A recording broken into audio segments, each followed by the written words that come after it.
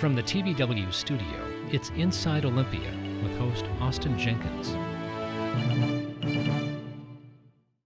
Welcome to Inside Olympia. Sound Transit is Washington's only regional transit authority. It is responsible for serving the state's three most populous counties, King, Pierce, and Snohomish, with Link Light Rail, Sounder Commuter Rail, and Express Bus service. Later this month, Sound Transit will celebrate its next big milestone, the opening of the Cross Lake Connection, a section of Link Light Rail connecting Seattle and Bellevue across Lake Washington. But longer term, Sound Transit faces a $34.5 billion gap, that's B with a bill, B for billion, in funding to deliver on its promised service expansions through 2046. So how does the agency plan to close that gap? What is it asking of state lawmakers this year? And what steps is Sound Transit taking to contain costs? On the program for the full hour this week, the agency's fairly new CEO, former King County executive, Dow Constantine. Welcome to the program. Good to see you. Thanks for having me. It's great to be back here at TVW. We don't often talk about regional transit on this program, but we are for the full hour this week. I should note you were also a former state legislator. You preceded even me in Olympia, and I've been here a long time. So got your start in politics in the state legislature. Let's do a little bit of background on Sound Transit, then we'll launch into this interview. Here is some background about the agency and context for this interview. The Public Transit Authority is best known for its light rail build-out, but it's a multimodal agency combining light rail, commuter rail, express buses, and, starting in 2028, bus rapid transit to move people around its three-county service area. Since 1996, Sound Transit has expanded in 3 voter-approved phases, building out the light rail spine and planning additional regional extensions. Voters approved Sound Transit 1 in 1996, which launched light rail from Seattle to Tukwila, Sounder Commuter Rail, the Tacoma Streetcar, and regional express buses. Sound Transit 2 in 2008 pushed rail north to Northgate and Linwood, south to Federal Way, and east to Bellevue and Redmond, while expanding Sounder service.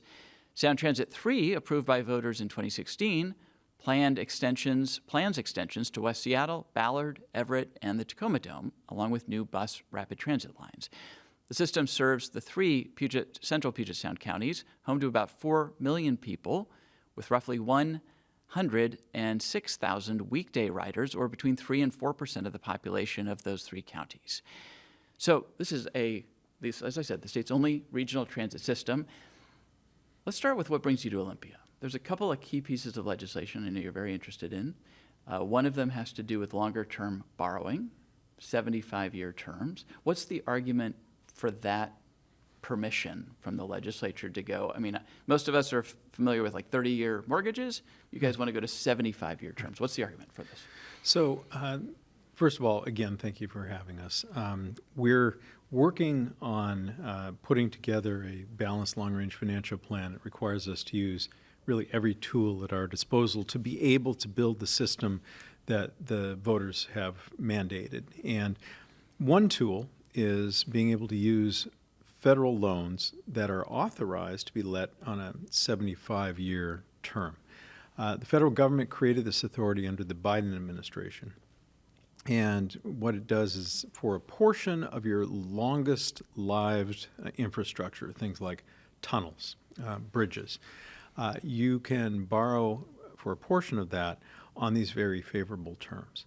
The challenge we have in putting together this balanced long-range financial plan is that a lot of our construction is happening at one time over the course of the next couple of decades. And so that really puts a strain on your credit, even though the voter-approved revenues continue to be healthy and to come in every year.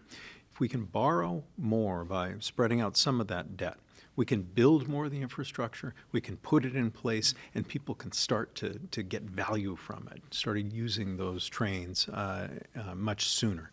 And so the legislature would need to authorize us to be able to use that kind of debt, because the state limits us and other governments to 40 years, the maximum debt. But the federal government has provided a different tool that we would like to use. Essentially almost doubling the time frame, the borrowing frame. So this bill has passed the state Senate. It's sponsored by the chair and ranking Republican of the Senate Transportation Committee. It's now in the House. Time is short. You've been down here meeting with legislators. What are its prospects in the House at this point, and what are the conversations you're having? Well, hope springs eternal. We met with several members of the House today, along with some of their Senate colleagues. And our pitch really is that this is one of the many tools we need in order to deliver for the people, to deliver what the people ordered up. One of the things you learn, as you mentioned, I was King County executive actually for quite a long time, is that debt is one of those tools that you use to be able to deliver value, and you manage that debt over time. When interest rates decline, you're able to redeem your bonds or pay off your loans, and in that way continually get more value for the public. It is an opportunity for us. And I hope that our members of the House and Senate will be able to see that this is important to their constituents. Again, something like 40% of the people in the state of Washington live in that Sound Transit district, and they overwhelmingly support and really demand more transit, better transit, faster transit. We are working to deliver that. If I'm not mistaken, this proposal was considered last year and did not pass. What are the tea leaves you're getting, again, now that it's over in the House? Well, people have legitimate questions they want to ask about how this would be used, what percentage of our total debt portfolio this would be. This would be a small percentage of the total portfolio, and how it might help projects in their districts. And, as a former legislator, I know that is the most important question. How is this going to help my folks back home? This helps constituents in Pierce County and Snohomish County. It helps folks in Ballard and West Seattle and Issaquah. It helps folks who use the Sounder service because we're working to add more capacity to that. It helps to move people in an increasingly congested region. We're looking at another 1 million people arriving in that central Puget Sound region over the next couple of decades. How are they going to get around? How are they going to spend less time in traffic and more time being able to get to work and education? This is one of the ways in which we're going to make that possible. Would you have a sense of what the governor thinks or feels about this proposal? I do not. I got to work with Governor Ferguson when he was on the King County Council. Actually, we spent quite a lot of time together, and he was always a very strong supporter of transit, both our local transit in the form of King County Metro and regional transit in the form of Sound Transit. And so I will look forward to the opportunity to speak with him once we're able to successfully secure this authority through the legislature about having his signature on the bill. There is some criticism and pushback on this idea. Washington Policy Center is maybe the critic in chief of Sound Transit, and has suggested that in one respect that this lets, if you're allowed to do this, then it lets pressure off of the agency to kind of get its fiscal house in order and to find other ways to address that gap that I mentioned. How would you respond to that? Well, first off, you mentioned that we are looking at a $34.5 billion imbalance in that long-range financial plan. Most of that's born of the inflation that we saw during the COVID era, particularly in construction and really nationally in transportation construction. The biggest part of that gap, the biggest part that we're going to close, is through our capital work. Our capital team's been working on reducing the cost of every extension we're building, every maintenance facility we're building, every single thing we're doing. And in fact, in the next couple of weeks, they're going to be rolling out the first of those opportunity registers, we're calling them. This one for West Seattle that's going to show dramatic savings on our projects, not by reducing the value that people are getting, but by doing things smarter. Being able to build in a way that's more efficient, build infrastructure that is able to deliver the same value for less money. And we're going to do that on Everett, on Ballard, on Tacoma, and on the Eastside in our eventual line that's going to serve Issaquah. So the idea that if you're allowed to go out 75 years, it allows you to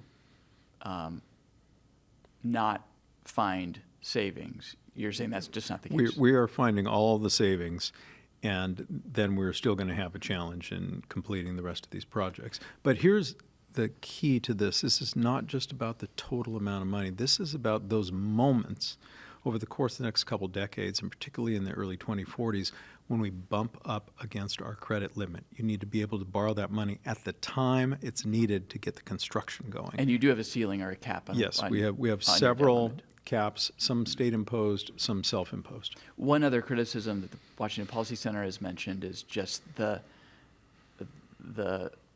extended length of time and what that means for taxpayers. You're stretching something from 40 years out to 75 years. That means you're paying off over another 30 plus years. You would, of course, retire the bonds or the debt whenever you had the opportunity to reduce the interest rate. That's how you manage debt over time as a private entity or as a government. And I have seen that be very successful, as we in our lifetimes have seen interest rates go up, but we've also seen them come down. And just a few years ago, Sound Transit was able to let bonds with a rate of just over 2%. Well, that is serious savings. And when those opportunities arise, that is when you retire the loans that you've gotten at a higher rate and save money for your ratepayers. Before we move on to another piece of legislation, let me just ask kind of the inverse of the question. If this doesn't pass this year, what are the implications for delivering on this promise? It makes it more difficult. We have to put together an agreement among all of our board members who are elected officials from across 3 counties that serves the entire region. And each of them, like these legislators, are looking at what does this mean for my jurisdiction? What does this mean for my district or my city? And so as we work to put together that deal, and everyone is going to have some pain in that because we're not able to fund everything all at once, as we put together that deal, the benefits of this tool will help us in bringing that value to the east side of King County, bring that value to Pierce County or to Ballard. It is one of the many essential tools we need in order to reach consensus. If you don't get this additional flexibility, does it mean that you are shrinking the plan, not building certain extensions, or is it just a matter of pushing things out further? It definitely means that some things that we could declare funded and ready to go will instead be made contingent or postponed. They will be delayed or possibly canceled. This, again, is not the biggest part of our plan to balance the long-range financial plan, but it is an important one. It is an important tool that is sitting there with the federal government ready for us to use, and we want the permission to use it. There is another tool you're looking for, which is more flexibility in how you permit for high-capacity transit projects. This is also a Senate bill. It's passed the Senate, but it came out of the local government committee. What would this allow you to do? As I understood it, it seemed like it was while you were procuring the right-of-ways or the lands you need, you could start the permitting process and not wait for that to be completed. Well, that is really the key element of it. And there's been a lot of conversation about how our regulatory regimes are actually slowing down the good that they're supposed to be promoting. In these permitting processes, we often have to wait until one phase is completed before we can start the next. For example, land acquisition. And that means that everything takes longer. And in this business, what we know is that time is money. And every day that we are delayed costs a lot of money, hundreds of thousands or millions of dollars on projects of this scale. And so if we're able to do things in parallel, if we're able to move forward with our permitting work while we are continuing to work on property acquisition, it can help reduce the cost of projects, and that means you can build more and deliver it sooner. Is it true that you've worked with local governments on this legislation, and what's your sense of the comfort level from the cities in the county? So our first conversation was with the Association of Cities to make sure that we weren't getting into a situation where we're going to be at odds with them in Olympia. And we worked through some issues and came up with our refinements to the bill. And then we worked directly with the city of Seattle that had some additional concerns, and we worked with them to modify the bill. We are not trying to upend the way business is done here, but we are trying to refine things so that we can eliminate unnecessary delay and thus unnecessary costs. And can you just, if this were to pass, give us kind of an example of what it would allow or mean? Okay, so this would be quite hypothetical, but for example, if we are planning to move ahead with a project in the city let's say, the city of Seattle. And we are in the midst of a fairly extended exercise to acquire the right-of-way, public and private, to get all of that physical part in place. We should also be able to file for permits and start working with their officials to get the approvals so that when we get to the end of that process and we have the property we need, we also have the regulatory go-ahead to get shovels in the ground. If you can do that, it means you get that light rail to Ballard or to West Seattle sooner, and you can do it for less money. Because right now, everything is done sort of sequentially. You That's wait right. until you finish stage one, then you do stage two. And that is true of the federal government, but it's also true of state and local governments in a lot of different ways. And it's our responsibility as public figures, I was almost going to say as an elected official, because it's an old You're habit, recovering elected official. to correct those things, to find ways to be more efficient. Same question that I asked about the previous piece of legislation. What is your sense of things, having had some conversations with lawmakers this week? This one seems to be on a good track for passage. I'm really pleased with the way that people have understood that it is a way for us to get more for the public dollar and without having it be at the expense of local jurisdictions or local control. And so I'm pretty optimistic about this. We had one other bill that didn't make it this year. It was a first-time bill. It is creating a new way for us to do construction contracting, where we welcome a series of qualified contractors to a sort of bench or list, and then we can, once we have individual projects for them to build, go and create a direct contract with one of those that are on the bench. Rather than having to go out to bid every time. Correct. And Representative Zahn sponsored this. It would have, had it passed, saved us about 1% or $50 to $60 million just on the Tacoma Dome link extension. We'll come back next year. We really appreciate her championing it, and we'll come back next year and hopefully get that authority, which, again, is a way for us to save money and deliver more for the people. So I wanted to start the interview by asking you about these specific pieces of legislation, what brought you to Olympia, and the moment we're in, which is a few days left of the legislature, and time matters if you want to get these across the finish line. Let's step back and sort of ask a bigger picture question about how Sound Transit got to this point where, there's been a voter approval for Sound Transit 3, promises made, and now this not insignificant gap. You've been in the job for just under a year. You were brought in with sort of two main mandates, cost containment and project delivery. And Sound Transit is undergoing now something called an enterprise initiative.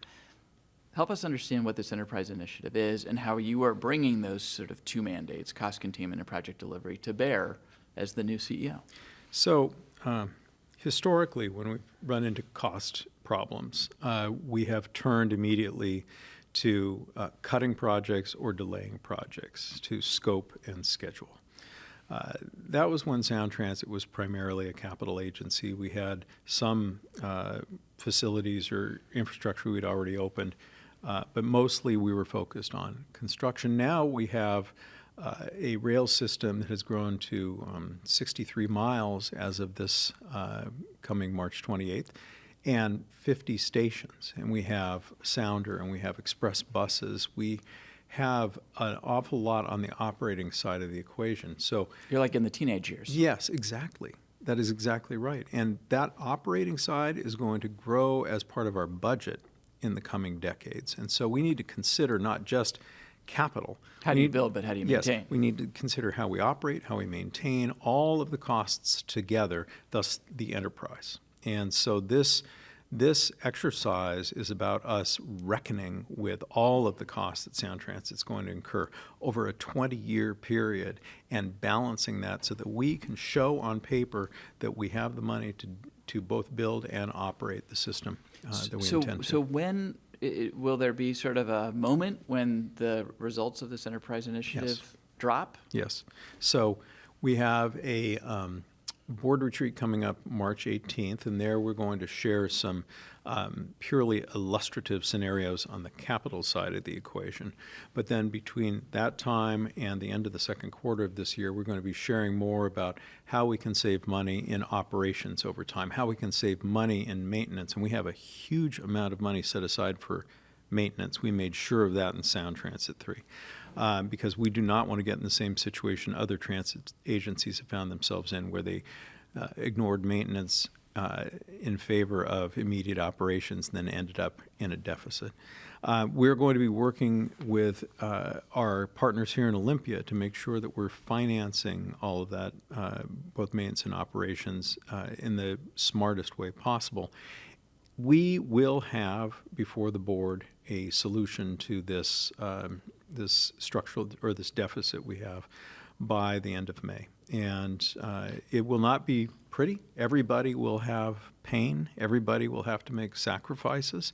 But it will be a balanced long-range financial plan. That is what I've pledged to deliver. And just to telegraph what's coming, you're trying to shift from having done the sort of more narrow, well, we won't do that today, we can't afford it, to something more holistic. That's correct. But what does rebalancing the Sound Transit budget look like? Does it mean, for instance, you don't build light rail to West Seattle, which is where you're from, or you push that out some Right. distance? Those are all options. Again, that's scope and schedule. So those are our last resorts.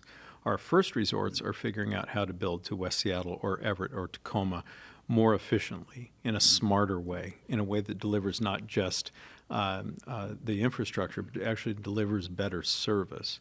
And that is what our capital team has been working on. So how much of the closing the gap do you think you can do by finding efficiencies versus by curtailing or delaying planned expansion?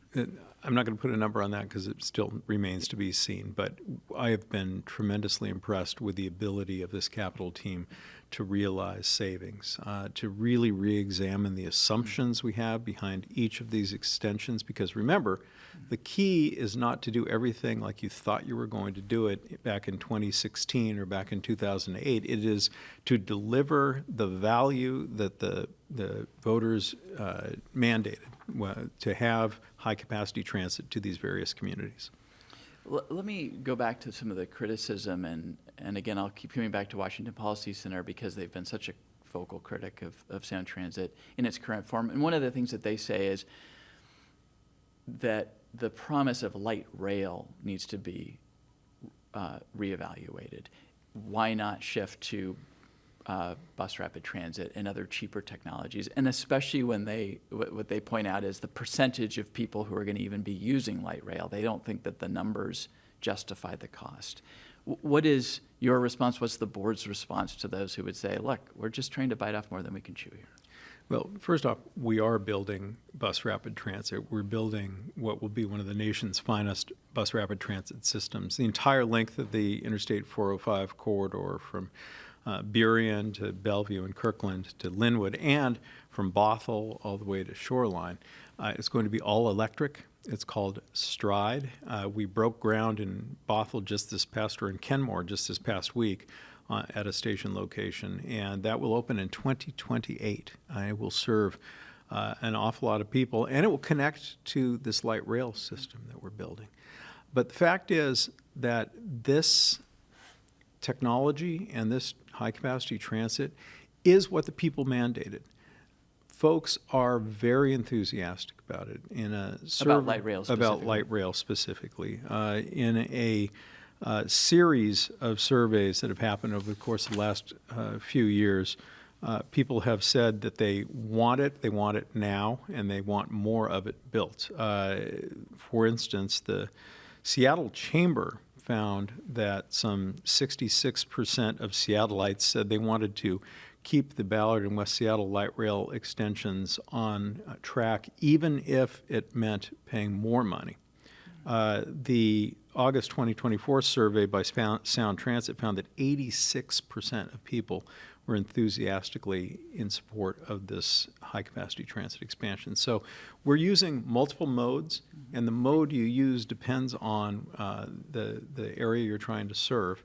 But we are very confident that this is what the people actually want and expect. That's one metric. The other one is the question of, will you get enough riders to justify it? How do you evaluate that? Well, ridership is continuing to climb. It was up 11% in February over January this year. What you really need is the Seahawks to win more Super Bowls, because then you can get banner days, right? That was a heck of a day. And I think some of those folks are now going to become regular transit users. But we had over 225,000 people board light rail alone. Our previous record was something like 160,000. And that was a day when 3 of our sports teams were playing games on the same day. And you know what happened that day? Everything worked. You'd think on the biggest day you ever had, you'd have some challenges. But in point of fact, everybody was happy. It worked really well. We didn't have any what we call exceptions, any breakdowns or unplanned interruptions. And I was just really proud of the whole team. And this is a good warm-up for the World Cup, which will be maybe not quite that peak of ridership, but it will extend over many weeks. We've been working to get ready for that for months. And you're in the 100-day countdown now. We're in the countdown now. So just going back, because I interrupted your train of thought, on what the projections show and how you sort of know, is what we're buying going to get enough use to justify it? Well, of course, that is a judgment call, but the people have said that this is what they want, and they're voting with their feet. What we're finding now, particularly on the one line, which runs from Linwood to Federal Way, is full trains during the commutes, and more people, unfortunately, having to stand. As we've added service coming in from the 2 line, that situation has eased a bit. And it's important to recognize now, even before we open across Lake Washington, that those trains that are testing across the lake are actually picking up passengers in downtown Seattle and all the way up to Linwood. So we're able to provide service every 4 minutes during peak hours, which puts us on par with some of the finest transit agencies in the country.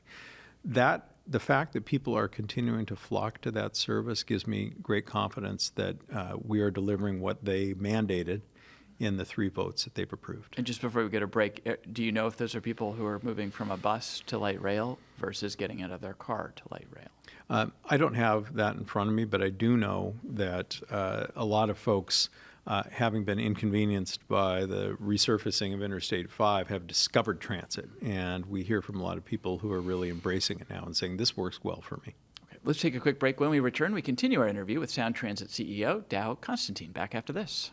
Stolen vehicles are a problem.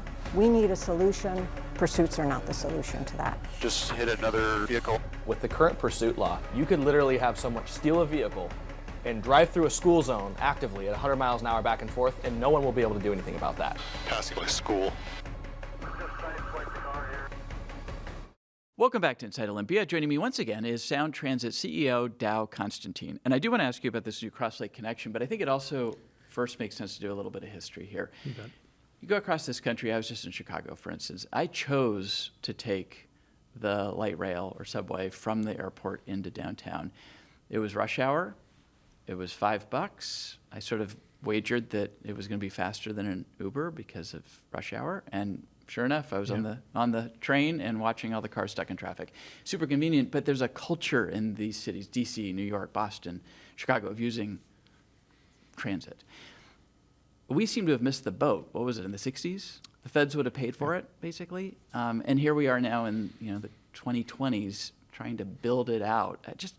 How do you think about this as the former longtime King County executive, as now the CEO of Sound Transit, as somebody who's obviously traveled the country and likely the world? Well, thanks for asking. I could give an hour-long answer to this. I was a kid. Those 2 transit measures failed. Jim Ellis championed them. We were going to build rail, including across Lake Washington. Which will get us to... So the voters said no. And the voters said no, even though we were paying very little of the money. The federal pot of money was sort of sitting there. And so it went to Atlanta and built the MARTA system. And the rest, as they say, is history. We waited a half century while our region got more and more developed and more congested. But here we are, and now's the time to act. I will say that am really appreciative of all those who sort of carried the torch all those years, helping us build toward ultimately creating Sound Transit, including one of my old mentors, State Representative Ruth Fisher, who ran the Transportation Committee in the House for many years. And was the chair when you were here? And was the chair. She was actually the ranking minority member, but transportation was very bipartisan. And still then. is, actually. Yeah. So she and Karen Schmidt ran the Transportation Committee. So I take this as a real important personal responsibility. I worked on it a long time here on the county council as county executive, but now... And you were on the board of Sound Transit and I was on the before you were board for CEO. 20 years of Sound Transit. And you were the chair. And I was the chair twice. But taking the reins now and really bringing this home is a real responsibility and a real honor. Why did you want this job, especially having been the president of the board, been on the board, and having been county executive? Well, what I just told you is actually the answer to that. I want to do something I'm passionate about in this next chapter in my career. And transit is something that I've been very passionate about and I've worked very hard on over the years in many different roles. The Sound Transit as an organization and as a system is reaching this point of maturity now where it needs to grow, as I said before, into an operating agency, not just a construction agency. It needs to be able to deliver multiple modes and operate multiple modes simultaneously. And so we're building a system, we're building an agency that can do that. I've just brought back Brooke Bellman, who was with the agency for many years. She came back to us from the city of Seattle to be deputy CEO. We brought on Justin Farrell, former state representative, as the head of our government community relations. And I brought Marshall Foster over from the city. I'd been running the Seattle Center. He's going to head up planning and development. All of this is about building the agency's capacity and sophistication and ability to deliver in much more difficult times, and we're succeeding. The cost to the individual taxpayer is not insignificant. I read it, $700 per capita per year, and it shows up in a number of ways. Your vehicle registration fees, property taxes, right? Property sales. Tax. Yeah, there's a rental car, rental car tax. So again, 50 years ago, 50 plus years ago, we could have gotten the feds to pick up 90% of the tab. Now this is being self-funded. And that causes heartburn. I mean, there's people who are pretty frustrated when they renew their car tabs, for instance. I talked to you about sort of the value proposition in terms of ridership, but what do you think is the value proposition for the taxpayer? So for people who use transit, it's clearly a good value. It's much less expensive to use transit than to own a car, insure a car, fuel a car. But it's not just for them, it's for everyone else. Of course, it takes cars off the road, but it also is a mobility option when you need it. You just mentioned the Seahawks, but there are a lot of events that are maybe less than the Seahawks victory parade, but still in the middle of stifling congestion where you can get out of that traffic entirely and get to where you need to be. And that might be a game, or it might be a job, or it might be class. It is providing you freedom. And that is the key to having this system, that people are liberated from traffic, that they're able to get where they need to be, and that provides opportunity. And that's really what this is about, is creating opportunity for people over the course of the next several generations. This Cross Lake connection, which opens on March 28th, is being described as sort of a proof of delivery movement. That's right. It's also the first, as I understand it, light rail over a floating bridge anywhere in the country. What is the significance? I mean, operationally, it's significant, but what's sort of the symbolic significance of this? Well, this is a remarkable achievement. As I said, we tried to do this as a region a half century or more ago. Today, this month, we are delivering on the promise that we made to voters in 2008 when they approved Sound Transit 2, to connect the Eastside and Seattle and thus the rest of the region via high-capacity rail transit. Over the I-90 bridge. And in this case, over the I-90 bridge. The engineering required for that was new, unique, novel.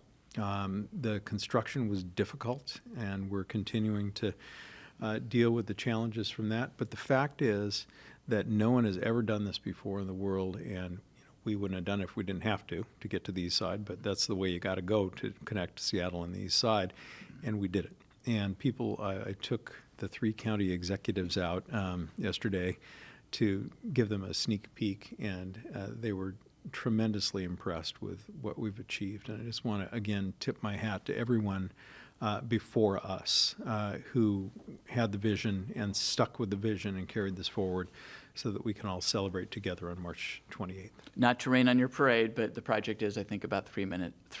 The train might be 3 minutes late. The project is 3 years late. There were some quality control issues and some other delays. What lessons have been learned that can apply? Well, we won't relitigate what happened here, and Right. you weren't the CEO, Right. although you were on the board. But what lessons can be learned going forward? Yeah, first off, the contractor had challenges with the construction of some of the components, and they were admittedly somewhat unique, but we're continuing to have conversations with them about why that happened and who should be responsible for it, and I'll leave it at that. I think that there are different ways to approach contracting. One of them is that you can shift all the risk to the contractor, make it their responsibility, and hold them accountable if they're not able to deliver. Others involve more of a symbiotic relationship between the agency, the developer, and the contractor. And, as I look at this, I think maybe that's a better approach, to have more hands-on involvement, more daily monitoring. It may, in fact, be more difficult for the contractor, and you may... More cooks in the kitchen. More cooks in the kitchen. But in the end, it may be better to do it that way than to do the admittedly cleaner approach of simply shifting all the risk and all the responsibility to the contractor. What about on-time deliverable? Here's the project when we said we'd give it to you. We've been, now remember, there's when the thing is passed, which is an estimate of when you can deliver it, then all the study and design happens and you baseline the project. That is the date. And we've been pretty successful at meeting those baseline dates over time and the baseline budgets. I was very pleased that we were able to move the Federal Way project up in time. We thought it was going to be delivered later this year. We were able to deliver it the first week of December of last year. I'm very pleased with the work that's going on to deliver now the Cross Lake connection by March 28th. That was by no means certain 6 or 9 months ago, but our teams rolled up their sleeves, listened to my admonitions, and figured out a way.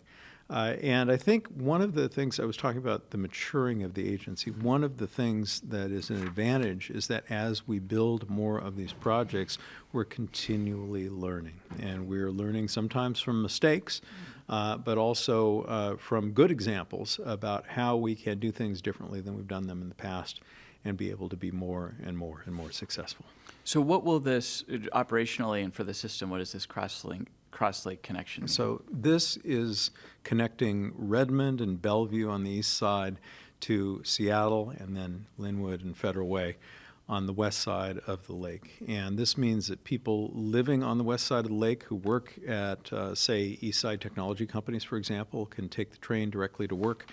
This means that folks who are living on the east side and working in healthcare in Seattle at the University of Washington or on First Hill can easily get to work, and that is going to be a real change in people's lives. It means that they have certainty about the time it's going to take them to get to where they need to be. They don't have to build in that extra time just in case there's an accident, just in case there's traffic. And they get that time back to use for their lives, for their families. That is a quantifiable improvement in quality of life for hundreds of thousands or even millions of people.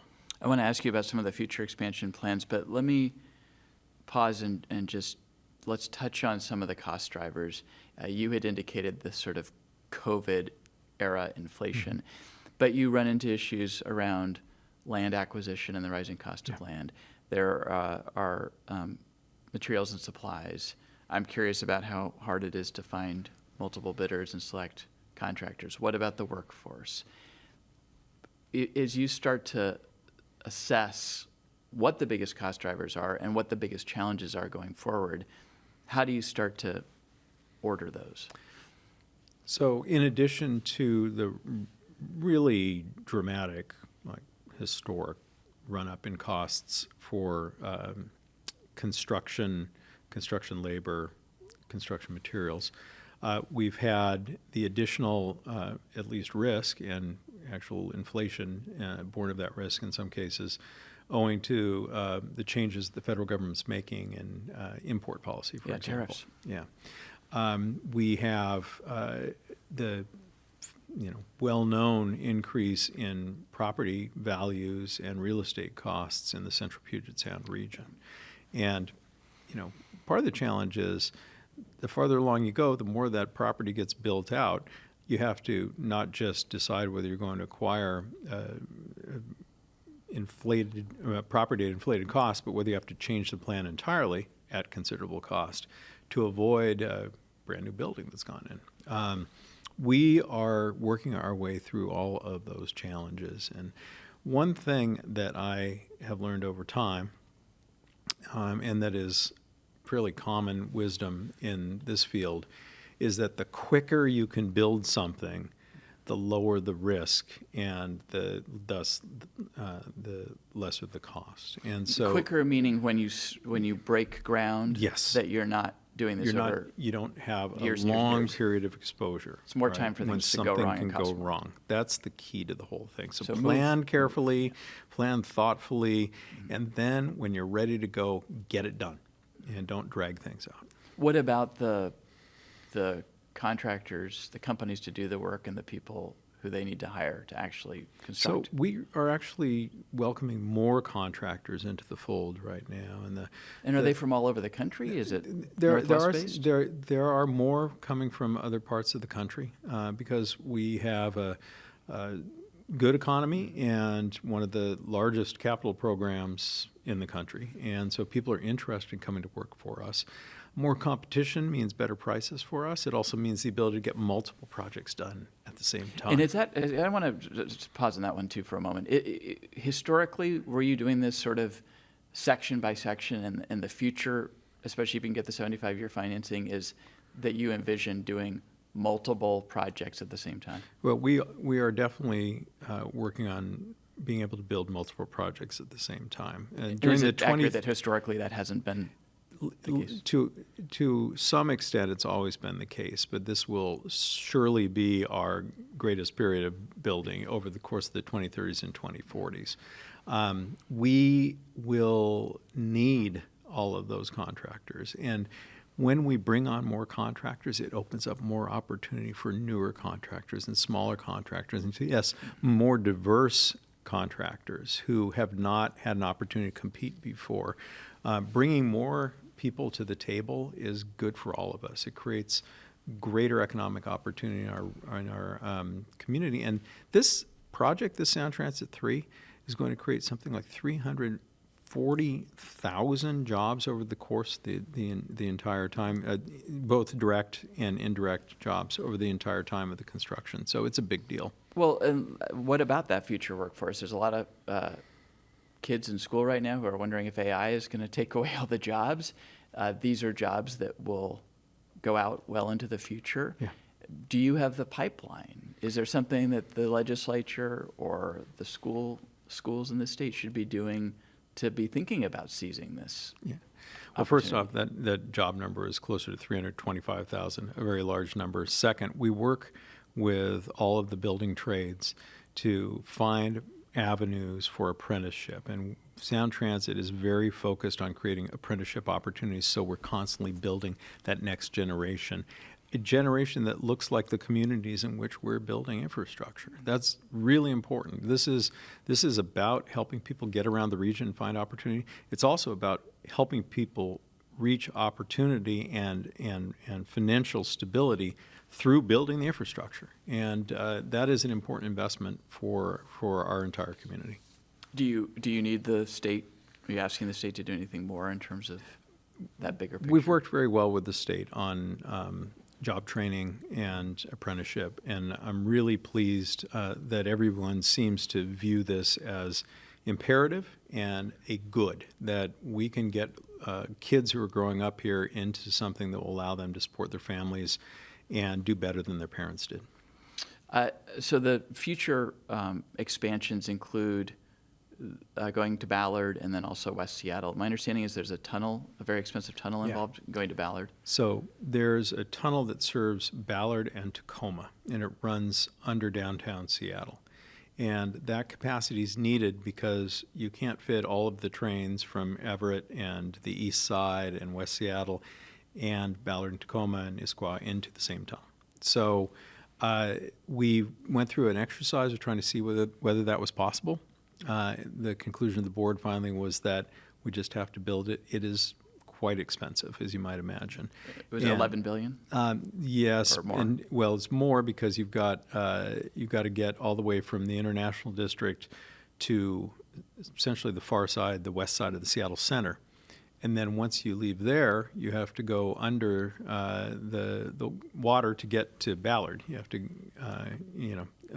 tunnel Right. under, and so that is very difficult.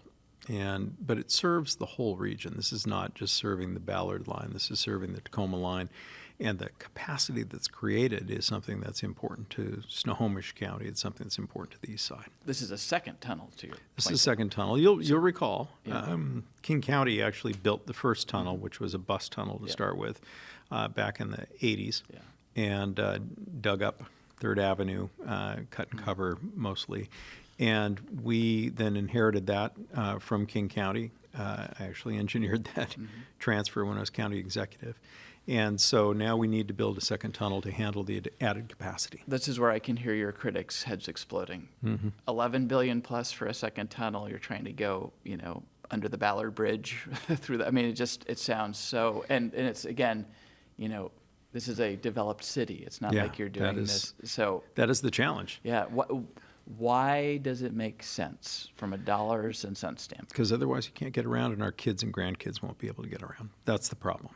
It is just not conceivable that another 1 million people can arrive here and we will be able to reach any of the things that make living here worthwhile. Tunneling under the Seattle waterfront was a very complex, difficult project, ended in Yes. litigation. It's working now. And yet but, I used that tunnel yesterday. And, But- the critics notwithstanding, this one- it works. but this sounds that much more complicated. It's along the same lines. You're going through a heavily developed urban area. It is going to be challenging. And the alternative, though, is just not being able to get places, and that's not acceptable. How long would it take to build this tunnel? And how long would it be? I how many miles? don't have those numbers at my fingertips here, but the Ballard extension itself extends into the late 2030s, and the Tacoma Link extension is relatively simpler. It will use the same tunnel, but then it has to go over the Puyallup River, and that's going to be a challenge all of its own. It is going to lead to the only light rail ever built on a tribal reservation in the country. And so the Puyallup Tribe of Indians is a very important party and a strong partner in this, and we'll be working with them as we work our way toward opening the Tacoma Dome extension. We did touch on just briefly the West Seattle extension. You were a West Seattle native. Is that, from your perspective, definitely part of the future of this Sound Transit network? It is one that was approved by the voters. It is the one that is the most ready to go. It's the first project in the series of projects scheduled to be built. But we cannot move forward with any of the projects until we deliver this balanced long-range financial plan. Those are rules that we actually had the voters adopt in 2016 when they passed Sound Transit 3, and we're going to live up to that. The West Seattle Link extension is now the most designed, and we are going to be able to reveal some really substantial savings from the refinements that our capital team has been pursuing. just in the few minutes we have left, let me ask you about some things that have been in the news lately. One is copper wire theft, which has actually stopped trains, I guess, essentially in their tracks. There was a bill down here to beef up penalties, to require something I'm surprised isn't already required, but essentially proof when you go in to sell this stuff to the scrap yards. That didn't pass. This is happening on your new Federal Way line. I mean, Brant, so part of the question is like, didn't you guys anticipate this and harden everything? And also, what do you need the legislature to do to combat this? So copper theft is a problem all over the country and all over the world right now. Copper prices have gone way up, and that has led to a lot more thefts. We are currently working on multiple strategies to prevent that theft. We are deploying lots and lots of cameras with lots and lots of automation up and down those lines. AI? Maybe. We have lots of people, uniformed and plainclothes police officers and other security personnel out on the lines at night. We're putting in more difficult to breach fencing. We are working with our capital team to design, both for the existing infrastructure and for all future infrastructure, more theft-proof arrangements for the copper wire. Yes, there was legislation this year that was developed with a real leading role by the King County Prosecutor's Office that would have done two things. It would have increased penalties for this theft, and it would have made it so that the recyclers had to document and report to a common database the materials they're taking in. And that's really important because the police need to be able to see where these materials are flowing and try to track down the folks who are taking them. And that died on the floor calendar at the cutoff for the House of Origin in the House. We are very hopeful that legislators will hear the call and respond and get us better tools to be able to combat this theft. You know, the copper they steal is valuable, but the cost to the agency and the public is dramatically greater than the value of those materials that are being taken, and the law should reflect that. Just today, before we spoke, there was a headline in the paper about Eastside light rail down with a power issue again. What are you doing? I mean, obviously, when theft happens, that's, you know, maybe out of your control in the moment, but what about just generally operational reliability improvements? So reliability overall is much, much better than it was last year or the year before. In 2024, we had 38 hours per month on average of unplanned disruptions. Last year was about 15. In January, 6 hours. And you made it through Super Bowl. And we made it through parade. Super Bowl with no problems. But I have charged the staff with the goal of 10 or fewer hours of unplanned disruptions over the course of 2026. Things do still happen. And when they happen, we want to get to the root cause. We want to find out why that happened and take every measure to make sure it doesn't happen again.